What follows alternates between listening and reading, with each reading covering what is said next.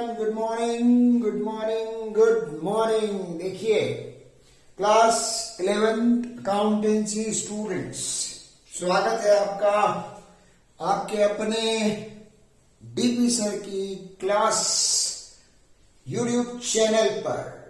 देखो, we have started discussing the basics of accounting class 11. The subject that we are studying is financial accounting, and it's all about how to record business transactions of financial character in order to maintain proper records, calculate profit and loss, depict financial position. Accountancy का मकसद, objective एकदम clear है, crystal clear, कोई confusion, कोई scope किसी बात का नहीं। क्या है ऑब्जेक्टिव नंबर 1, जो पिछले वीडियो में बताया, उसके पिछले में भी बताया, तीसरी बार इसलिए बता रहे हैं कि भूल ना जाए मकसद क्या है, जिस मंजिल पे पहुंचने के लिए हम राह से निकले हैं, मंजिल ना भूल जाए वरना गड़बड़ हो जाएगी। Calculation of profit and loss, depiction of financial position, and above all, right, maintaining proper systematic records to avoid disputes, conflicts and problems. Right, जी हाँ मेरे दोस्तों। इस प्रोसेस में आपको आज का एजेंडा मैंने बोर्ड पे लिखा हुआ है, generally accepted accounting principles, popularly known as GAAP, right, GAAP principles issued by ICAI, Institute of Chartered Accountants of India, is contributing a lot in the field of accounting. Rather, it is the framework agency which is responsible, जिसकी जिम्मेदारी है accounting field में research development करते रहना, Indian accounting को systematic बनाना और world accounting के लिए compatible banana. ICAI, after a lot of research, has given several principles, and some of them are actually backbone foundation for every beginner. हर बच्चे को जो कॉमर्स पढ़ना, अकाउंटेंसी पढ़ना शुरू करता है, उसे ये कुछ चीजें जो मैंने बोर्ड पे लिखी है, अगर ये बेसिक आने लगी तो अपने आप उसका सब्जेक्ट में इंटरेस्ट बढ़ेगा। 4 लिखे हैं मैंने यहाँ प्रिंसिपल्स, 3 लिखी है मैंने यहाँ असम्पशंस और 5 लिखी है मैंने यहाँ इंपॉर्टेंट टर्म्स। इनके बारे में मैं आपको पिछले वीडियो में ऑलरेडी बता चुका हूं। अकाउंटिंग पीरियड प्रिंसिपल कहता है that standard accounting cycle is of 12 months.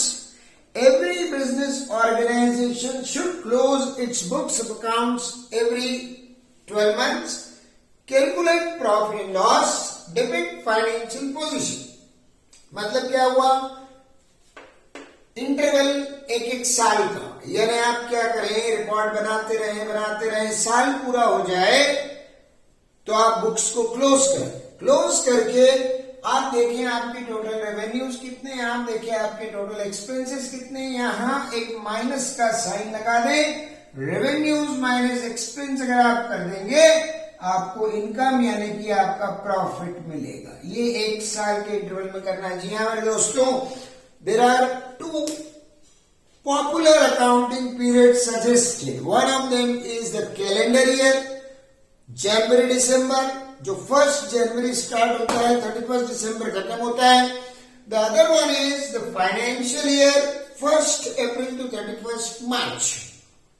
Presently हम लोग फाइनेंशियल ईयर 2022-23 में बैठे हैं, उसका फर्स्ट क्वार्टर चल रहा है, अप्रैल में जून, 2 दिन में 3 दिन में ये क्वार्टर खत्म हो जाएगा। 28 जून है आज, 30 जून को फर्स्ट क्वार्टर खत्म होगा।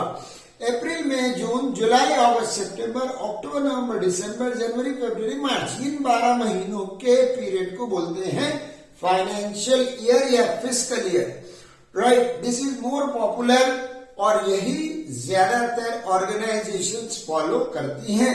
दूसरा होता है calendar year, 1 January to 31 December.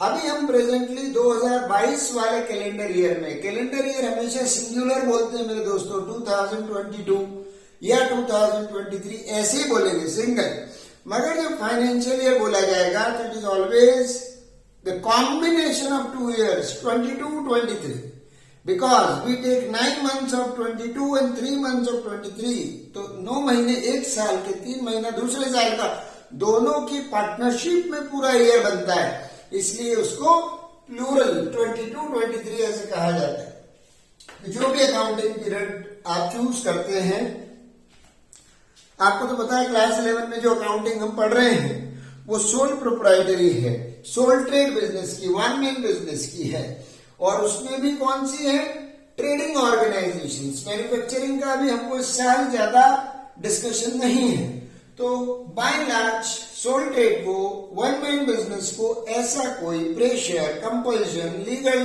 Compulsion नहीं है, वो चाहे कैलेंडर ईयर लगाए, वो चाहे फाइनेंशियल ईयर लगाए, मगर एडवाइजेबल ये है कि अगर फाइनेंशियल ईयर से चले तो दैट इज गुड।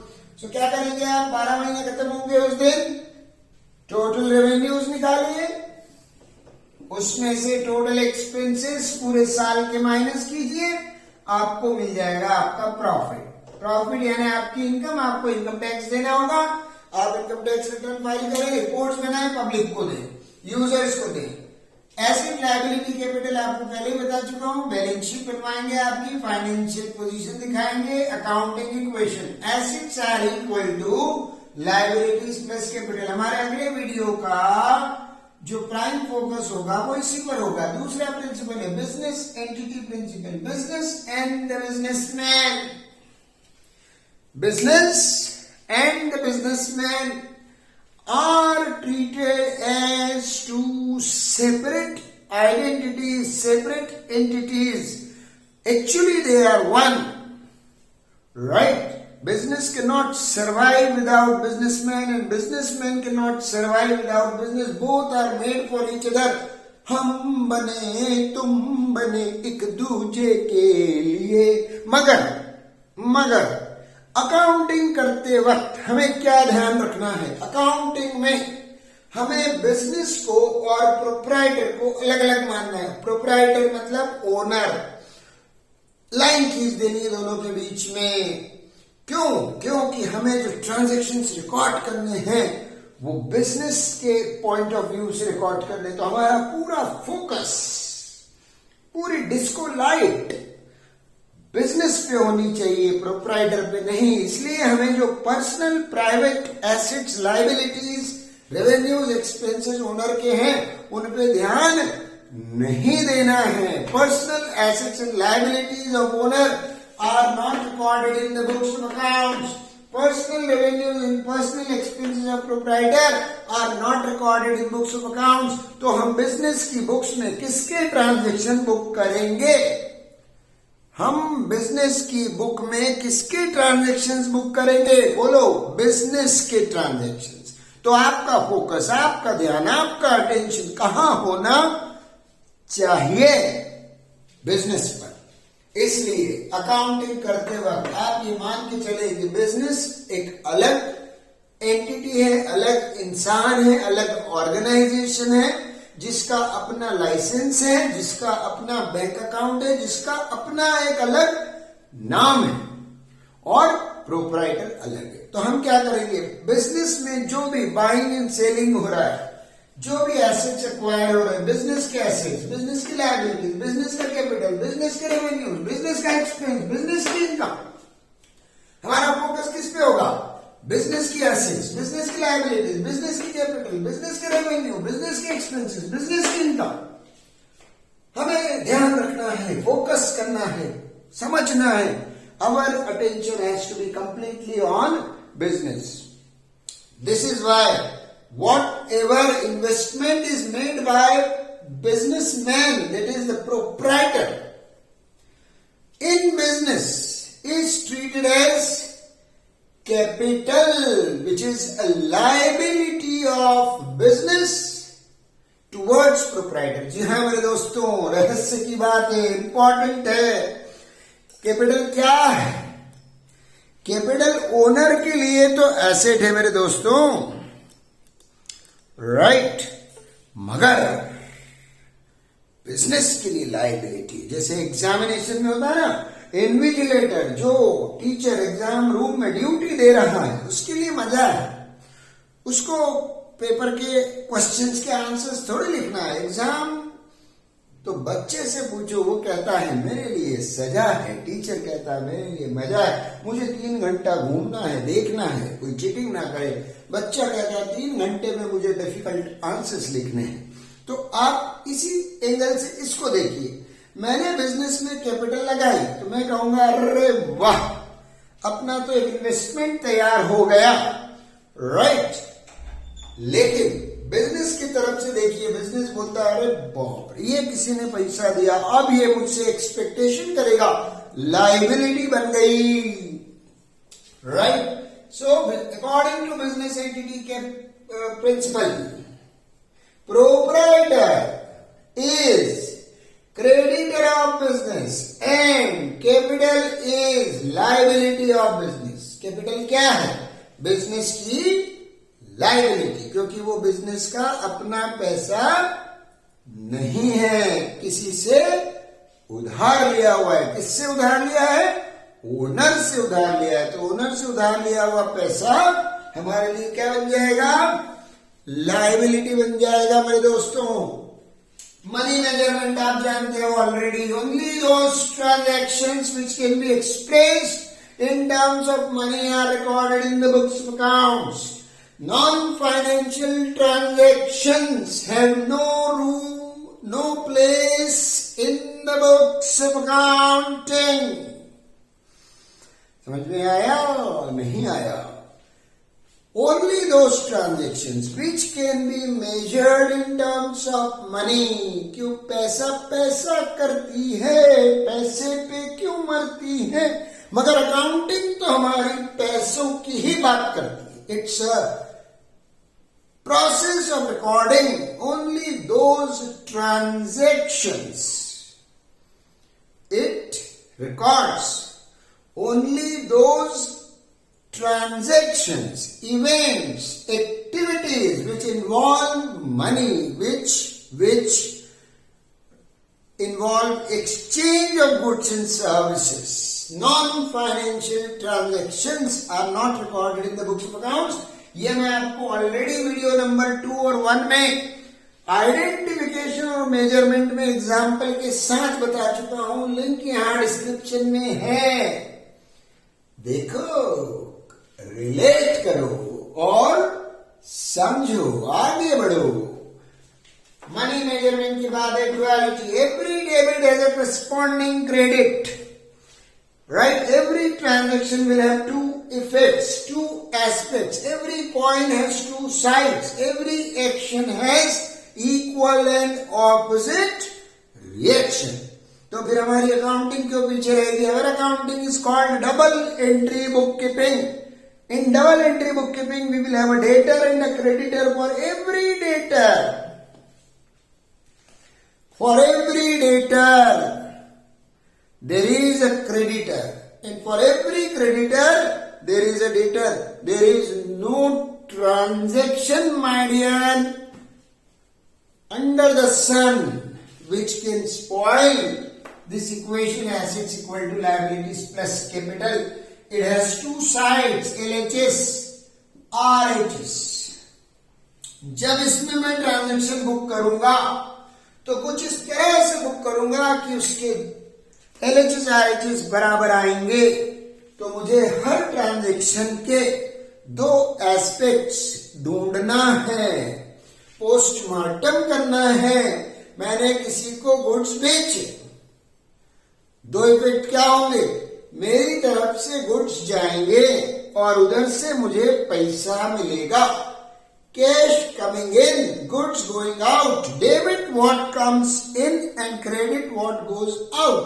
तो जब आप एक्सचेंज करते हैं, exchange of goods and services करते हैं, तो 2 चीजें होती हैं। कौन सी 2 चीजें? आप गुड्स दे रहे हैं, पैसे ले रहे हैं, या फिर आप गुड्स खरीदते हैं। When you buy goods, purchase goods, what do? You give money, you take goods। So there is a give and there is a take. कोई भी ट्रांजैक्शन आपको ऐसा मिल जाए जो फाइनेंशियल कैरेक्टर का हो, बिजनेस का हो, मगर उसके दो इफेक्ट नहीं होते हो, मेरे पास लाना, मैं आपको समझाऊंगा, वो इनवैलिड ट्रांजैक्शन होगा। Right, duality under all circumstances. Going concern, business once started will go on forever. You have to always be positive in your approach. Do not ever try to predict the life of business in terms of years. Raymond since 1925. Nintendo साल 97-year-old company कितना और चलेगी नहीं पता. Unless otherwise there is a reason to believe that the business will be shut down in coming few years or liquidated, we will have to assume that the business will go on for an uncertain period, infinite. कल भी बंद हो सकता है, 400 साल भी चल सकता है, मुझे नहीं पता. इन दोनों का कनेक्शन है दोस्तों.